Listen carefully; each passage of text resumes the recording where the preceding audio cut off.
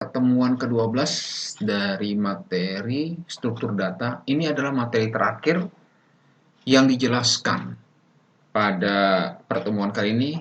Dan kemudian di pertemuan 13 dan 14 diwajibkan Anda untuk mengumpulkan tugas dalam bentuk video ya tentang stack dan QW yang harus dikerjakan. Tinggal dipilih aja salah satu dalam program C++-nya. Nanti silakan Anda jelaskan di sana seperti apa video yang dibuat yang dilakukan secara berkelompok. Baik, sekarang saya jelaskan dulu. Materi ke-12 adalah tentang grep, matrik penyajian grep. Ya. Grep, suatu grep itu mengandung dua himpunan, yaitu himpunan V yang elemennya disebut simple vertex atau poin atau node atau titik. Himpunan E yang merupakan pasangan tak urut dari simpul. Anggotanya disebut ruas, edge atau rusuk atau sisi.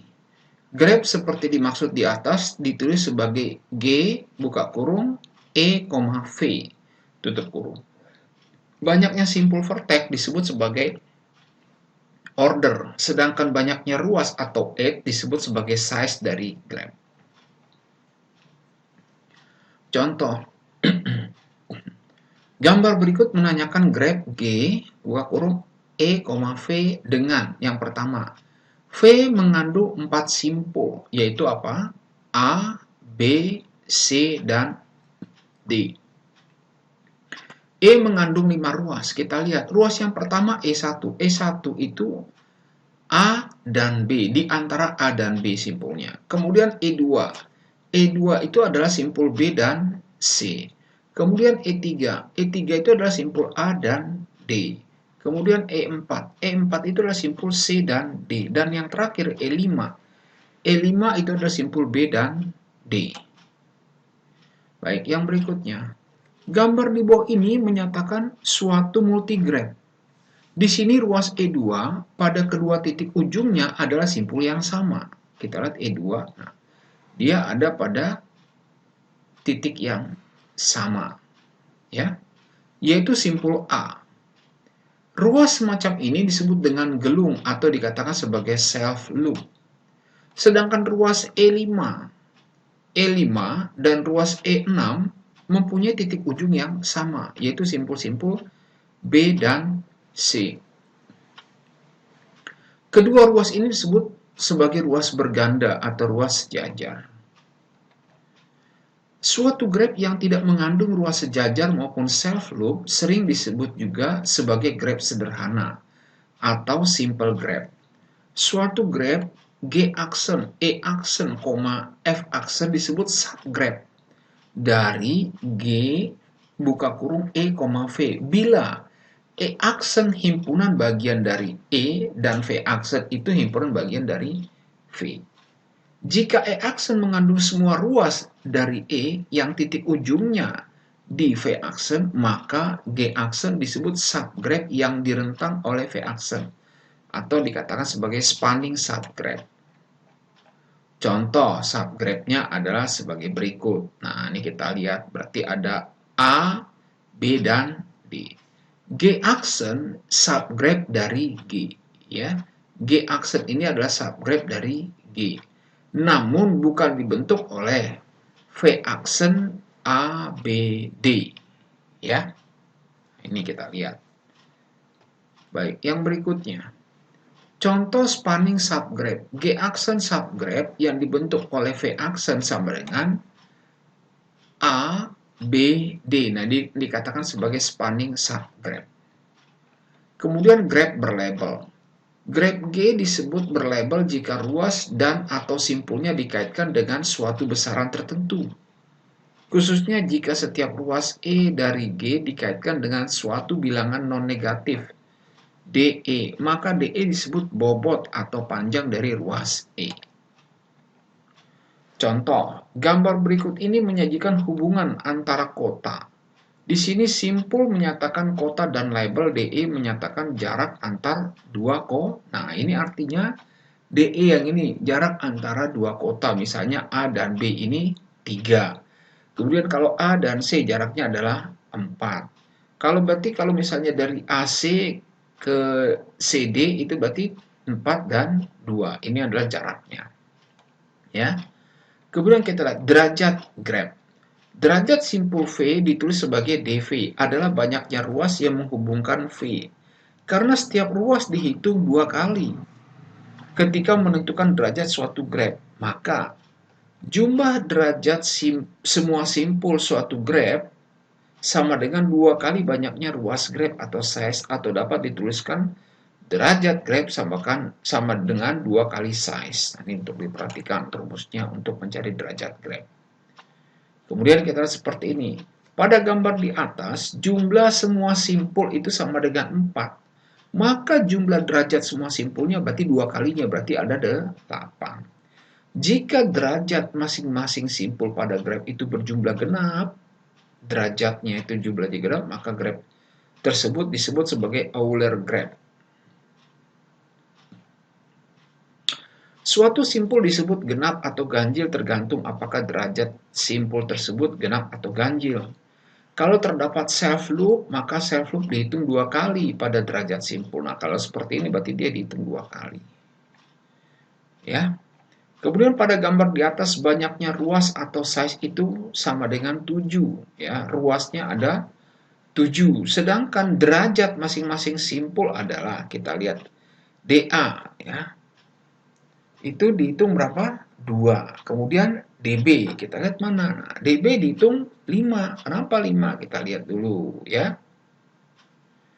Ini untuk yang B ada berapa nih? 1, ya. Ini ada 2, ini ada 3. Nah, ini dihitung 2 kali. Sedangkan DA tadi ini adalah 1, ini 2. Kemudian C, kita C ada berapa? Ada 3, ini 1, ini 2, ini 3. Kemudian yang D ada berapa? Kita lihat ada 1, ada 2, ada 3. Nah, E ini dihitung 1 karena tidak ada yang lain dia. Hanya 1. Nah, kita lihat kalau yang F. Nah, F tidak ada hubungannya, berarti dia dikatakan 0. Ya. Maka total jumlah derajat simpulnya ada berapa? 14. Tinggal dijumlah aja. 2 tambah 5 tambah 3 ini 10, tambah 3, 13, tambah 1 adalah 14. E disebut simpul bergantung atau akhir. Nah, mana E? Nah, E dikatakan simpul bergantung atau akhir, yaitu simpul yang berderajat 1. Ya, dia berderajat 1. Sedangkan F disebut simpul terpencil. Kenapa simpul terpencil? Karena simpulnya itu berderajat 0. Dia tidak mempunyai hubungan. Ya. Baik, keterhubungan walk atau perjalanan dalam graf G adalah barisan simpul dan ruas berganti-ganti. V1E1, V2E2 sampai dengan E, yaitu N-1 sampai dengan Vn. Di sini ruas EI menghubungkan simpul VI dan VI ditambah 1. Banyaknya ruas disebut panjang walk. Walk dapat ditulis lebih singkat dengan hanya menuliskan deretan ruas, yaitu ada E1, E2 sampai dengan En-1. Atau deretan simpul V1, V2 sampai dengan Vn-1 dan Vn. Di mana V1 itu sebagai simpul awal, Vn sebagai simpul akhir. Walk disebut tertutup bila V1 sama dengan Vn. Kemudian istilah pada graf. Walk disebut tertutup yang menghubungkan V1 dan Vn, yaitu setiap ruas menghubungkan simpul awal dan akhir. Nah, ini dia tertutup. Kemudian trial. Trial adalah walk dengan semua ruas dalam barisan adalah berbeda. Path atau jalur adalah walk yang semua simpul dalam barisan adalah berbeda. Jadi suatu path itu pastilah sebuah trial. Kemudian graph. Graph ini merupakan walk terbuka. Nah, ini terbuka ya, karena tidak ada hubungan antara U dan T. Karena tidak ada ruas yang menghubungkan simpul U dan T. Merupakan suatu path atau trial terbuka. Derajat setiap simpulnya adalah 2 ya, kecuali simpul U dan T. Nah, ini kan di 2. Ini juga 2 kecuali U dan T. Berderajat 1 karena cuma 1 kali. Kemudian cycle atau sirkuit adalah suatu trial tertutup dengan derajat setiap simpulnya sama dengan 2. Cycle dengan panjang K disebut dengan Q cycle. Demikian pula jalur dengan panjang Q disebut dengan Q jalur. Ya, ini contohnya seperti ini. Kita lihat ya, ini dikatakan tertutup. Ya, setiap simpul punya 2 cycle. Nah, ini 1, 2 ya. 1, 2. Ya, bahkan ada yang lebih ya kan, tapi rata-rata 2. Ya, tidak ada yang 1. Kemudian barisan ruas A, B, C, D, B, C, G, H adalah walk bukan trial. Kita lihat dulu ya. A, B, C, D, kemudian kembali lagi ke B, C, G, H adalah walk bukan trial. Karena ruas B 2 kali muncul, ya kan, B-nya 2 kali disebut, 2 kali muncul. Kemudian barisan simpul A, B, E, F, kita lihat A, B, E, F. Bukan walk, karena tidak ada ruas yang menghubungkan antara simpul B dan F. Simpul B ke F. Barisan simpul A, B, C, D, kita lihat A, B, C, D, kemudian A, B, C, D, E, C, F, kita lihat mana E. A, B, C, D, E, C, F. Adalah trial, bukan jalur atau pad karena C 2 kali muncul. Ya. Kemudian barisan ruas A, D, G, K adalah jalur atau pad karena menghubungkan A sampai dengan F. Ya, kita lihat dulu. Ini kan A, ya, ini jalurnya. Kemudian dia ke D, kita lihat D. Nah, ini D. Kemudian dari D bisa ke G, ya kan? Baru G ke K. Nah, ini disebut dengan sebagai jalur atau pad karena menghubungkan A sampai F. Ruas A, B, H, G, E, A disebut dengan cycle. Kita lihat A, B, H, A, ini B ya, A, B, H, G, E, A. A, B, H, G, E, A. Ya, A, B, H, G, E, A. Disebut sebagai apa? Cycle, ya. Kemudian graf yang tidak mempunyai cycle disebut acyclic. Acyclic. Contoh dari graf acyclic adalah pohon atau tree. Nah, disebut dengan acyclic. Suatu graf G disebut terhubung jika untuk setiap dua simpul dan graf terdapat jalur yang menghubungkan dua simpul tersebut. Subgraf yang terhubung pada suatu graf disebut komponen dari G bila subgraf tersebut tidak terkandung dalam subgraf terhubung lain yang lebih besar. Ya, kita lihat. Terlihat misalnya antara D dan A tidak ada jalur, ya. Kemudian graf terarah. Graf terarah atau directed graph atau digraph. Graf terarah adalah graf yang dapat menghubungkan V1 ke V2 saja satu arah. Maksimum jumlah busur dari N simpul adalah N buka kurung N min 1. Suatu graf berarah atau directed graph D terdiri atas dua himpunan. Ada himpunan V, anggotanya disebut simpul. Ada himpunan A, merupakan himpunan pasangan terurut yang disebut ruas berarah atau arkus. Contoh gambar di bawah ini adalah sebuah graf berarah D, V, A dengan, kita lihat, V mengandung 4 simpul. Ya, nah ini simpulnya. Yaitu apa? 1, 2, 3, 4. A mengandung 7 arkus, yaitu kita lihat 1,4. Mana tuh? Nah, ini arkus pertama. 2,1. Nah, nih disebutnya 2 kali. 2,1 ada lagi yang ke sini. Nih 1, kemudian ada ke sini. Kemudian 4,2. Nah, ini 4,2. Lalu ada 2,3. Nah, ini 2,3. Kemudian ada 4,3. Nah, ini 4,3. Dan 2. Nah, ini dia sendiri. Ya, sebagai self. Arkus 2,2 disebut dengan gelung self loop, sedangkan arkus 2,1 muncul lebih dari satu kali disebut sebagai arkus sejajar atau arkus berganda. Bila arkus suatu graf berarah menyatakan suatu bobot, maka graf berarah tersebut dinamakan jaringan atau network. Biasanya digunakan untuk menggambarkan situasi dinamis. Bila V aksen himpunan bagian dari V serta A aksen himpunan bagian dari A dengan titik ujung anggota A aksen terletak di dalam V aksen, maka dikatakan bahwa D aksen, V aksen, A aksen adalah graf bagian subgraf dari D buka kurung V, A. Bila A mengandung semua arkus anggota A yang titik ujungnya adalah V aksen, maka dikatakan bahwa D aksen, buka kurung V aksen, koma A aksen adalah graf bagian yang dibentuk atau direntang oleh V aksen.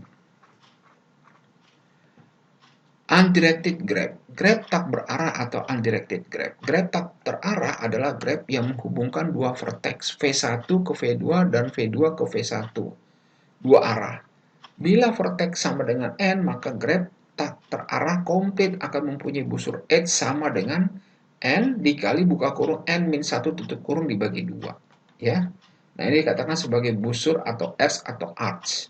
Nah, ini dikatakan sebagai simple vertex atau node. Yang dapat dilakukan adalah V1 dikurang V2, kita V1 kurang 2 sama dengan V2 dikurang V1. Atau V1 kurang V4 sama dengan V4 dikurang dan seterusnya. Ya. Critical path menggunakan graf berbobot dan mempunyai arah. Simpul asalnya adalah 1, simpul tujuannya adalah 5. Ya, ini katakan sebagai critical path-nya. Kemudian kita lihat critical path-nya alternatif 1, 4, 5. Nah, kita lihat mana? 1 bisa ke 4 ke 5. Jadi 1 asal tujuannya 5. Nah, bagaimana caranya biar dari simpul 1 bisa ke 5? Cara yang pertama, dari 1 ke 4 baru ke 5. Nah, kita lihat dulu H-nya berapa? 7 dan 9. 7 dan 9 berapa bobotnya? Berarti 16. Kita pasti carinya yang paling efisien. Kita lihat ada 1, 2, 5. Mana? 1, 2, 5. 1 ke 2 itu 10. Kemudian 2 ke 5 itu 5. Berarti berapa 10 tambah 5? 15. Berarti dia lebih rendah. Kemudian ada 1, 2, 3, 5. 1, 2, 3, 5. Tetap sama. Tujuannya adalah ke 5. Kita 1, 2 itu 10. 2 ke 3 itu 6. 3 ke 5 itu 8. Berarti 10 tambah 6 tambah 8. Berarti 24. Kemudian lagi 1, 4, 3, 5. 1, 4, 3, 5. 1 ke 4 itu 7, 4 ke 3 itu adalah 4, 3 ke 5 itu adalah 8. Berarti berapa jumlahnya? Adalah 19. Kemudian kita lihat lagi.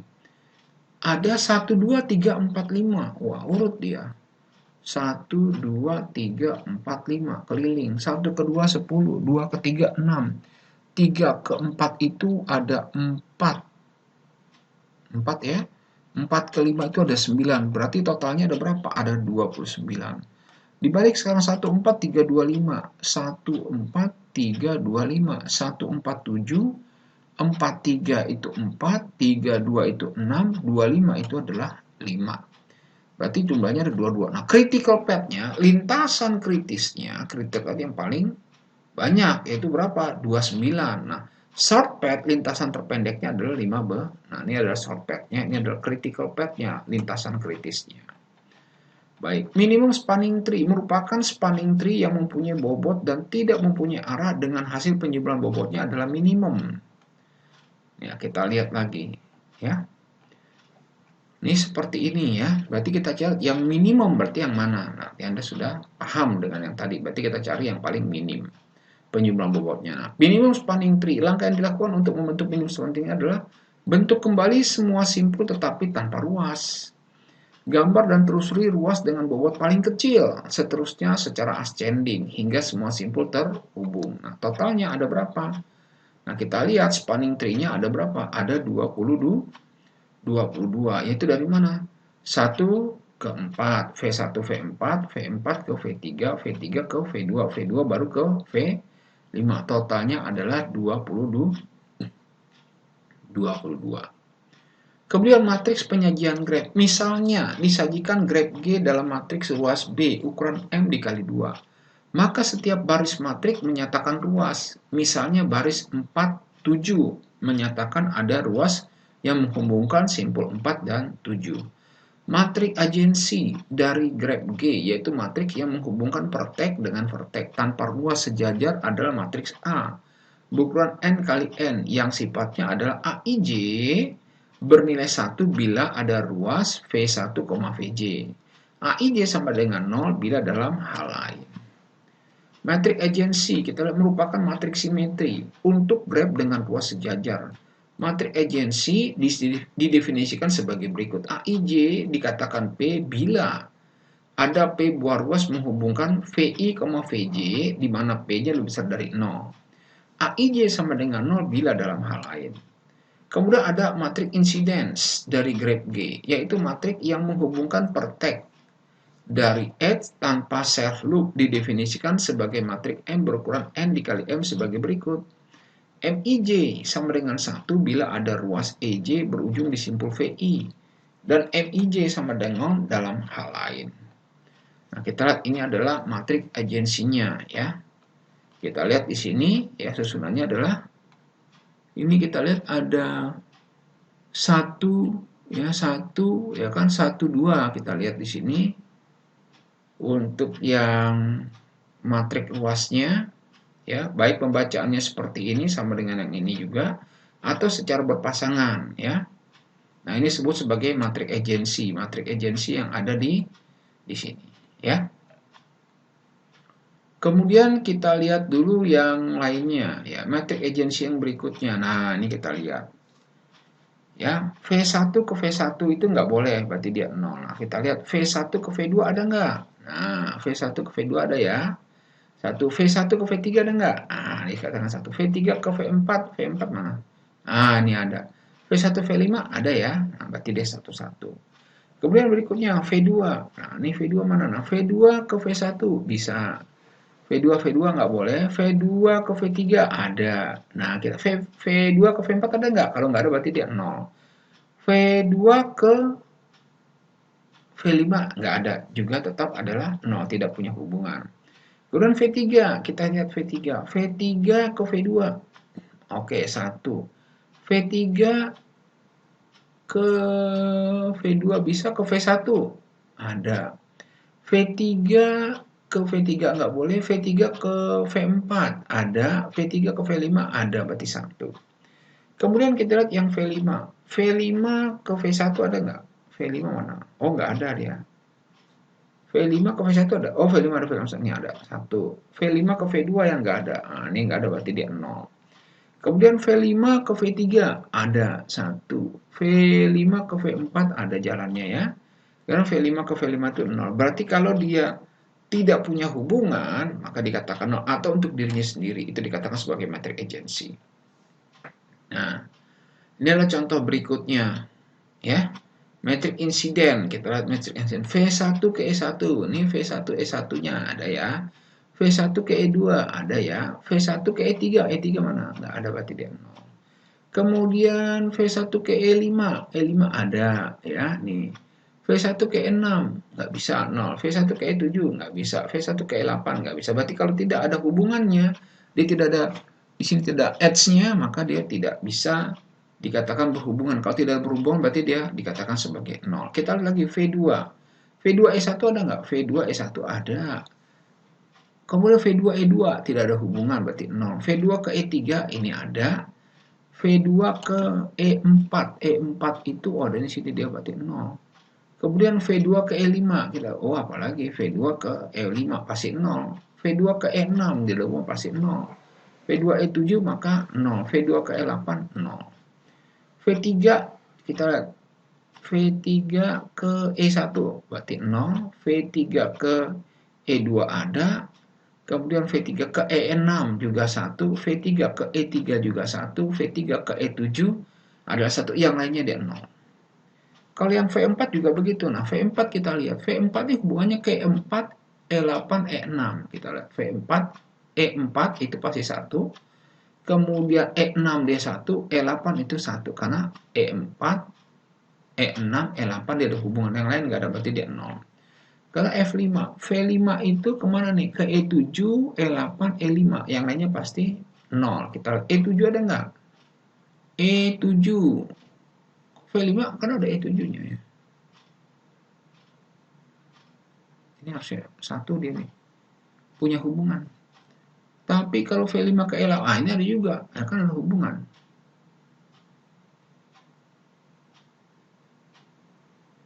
Ini salah. Kenapa E6? Nggak ada hubungan V5 nih. Salah tulis ini. V5 harusnya bisa ke E7, E8, lalu E5. Ada 3 ini. Ya silahkan dikoreksi aja nanti. Kemudian grab terarah atau directed grab atau di grab. Grab terarah adalah grab yang dapat menghubungkan V1 ke V2 saja satu arah. Maksimum jumlah busur dari n simpul adalah n buka kurung n-1. Suatu grab berarah atau directed grab D terdiri atas dua himpunan. Himpunan V anggotanya disebut simpul, himpunan A merupakan himpunan pasangan terurut yang disebut ruas berarah atau arcus. Grab. Penelusuran grab dapat dilakukan dengan dua cara, yaitu dengan depth first search dan breadth first search. Ya, kita depth first search atau DFS. Penelusuran dengan DFS pada grab tak berarah dengan melakukan pengecekan pada node dengan kedalaman pertama dari node yang ditinjau. Nah, seperti ini kita lihat ya.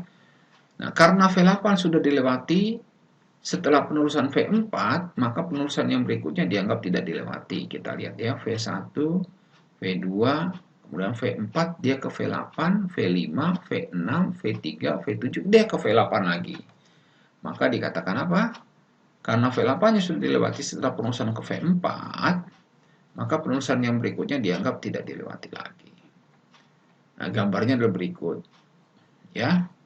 V1, V2, V1 ke V berapa lagi? V1, V2, yang lainnya adalah 0. Kita lihat dulu. V1, V2. Mana V1? Oh ya, V1, V2. Yang lainnya kan tidak berhubungan, berarti dia 0.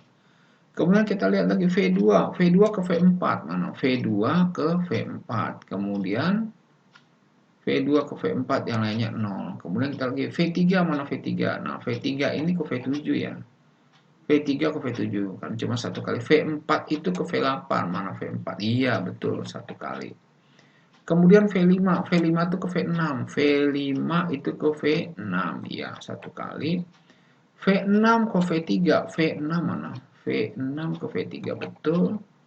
V7 ke V8. V7 ke V8. Kemudian kalau V8 ke V5. V8 ke V5. Ya, oke. Itulah gambar untuk terbentuknya matrik. Breadth first search atau BFS berbeda dengan cara BFS. Dengan BFS, penelusuran akan diawasi dari node ke-1 kemudian melebar pada adjacent node dari node min-1 dan diteruskan pada node kedua, node ketiga, dan seterusnya. Nah, seperti ini. Berarti V1, V2, V3, V4, V5, V6, V7, baru V8. Dari gambar di atas akan diperoleh urutannya V1, V2, V3, V4, V5, V6, V7, dan V8. Nah, oke, sampai di situ aja pertemuan kita di pertemuan ke-12 ini. Saya ucapkan selamat siang buat kita semuanya. Sampai ketemu di presentasi proyek pertemuan 13 dan 14.